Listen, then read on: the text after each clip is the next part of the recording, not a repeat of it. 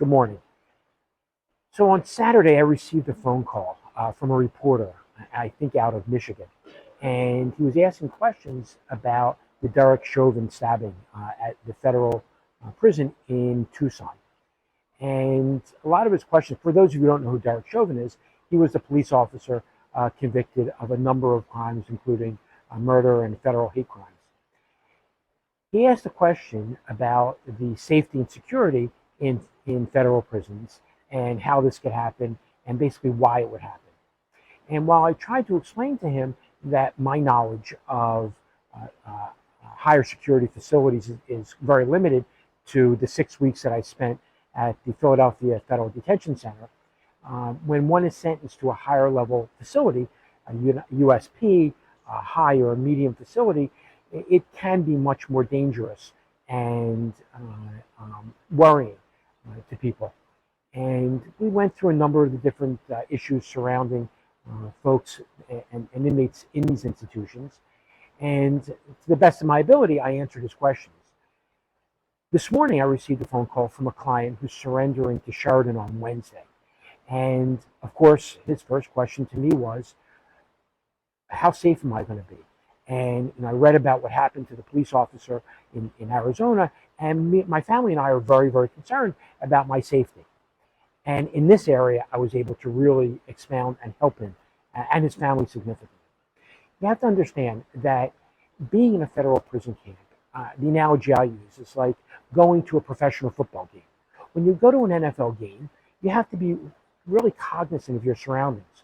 You're not going to spill beer on someone. You're not going to take someone's seat. You're not going to antagonize someone, because in that environment where it could be, somewhat of a pressure cooker and there's a lot of stress and emotions surrounding the game, people can be a little bit more sensitive and certainly more volatile. And when you're in a prison camp, while everybody there who is there can't be a violent offender and can't really have violence in their background, many people have come down through the system and have spent many, many years through different levels of federal institutions. And having a mutual level of respect and understanding for your environment is important. Because as I tell everyone who's surrendering, know your environment, know your situation. Understand that yes, you are going to be with dozens and maybe hundreds of other inmates. And some of them have been in the system for years. And you have to understand there's a code of conduct while you're there. And that doesn't mean you're going to get attacked. You're not going to get sexually assaulted. Those things don't happen in federal prison camps.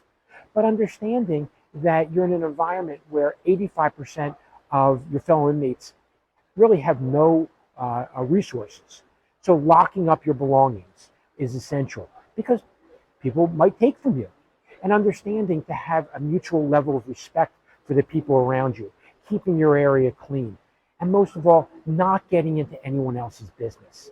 Because while many white-collar federal inmates love to gossip, minding your own business and really trying to stay out of the whole inmate.com and federal camp scene is extremely important.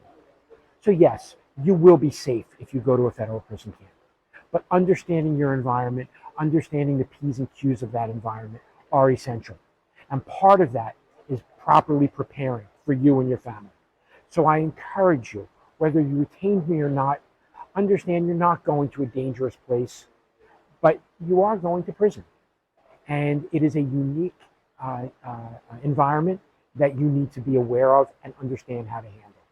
Please, if you have any questions, feel free, call me, text me, or email me. Thank you.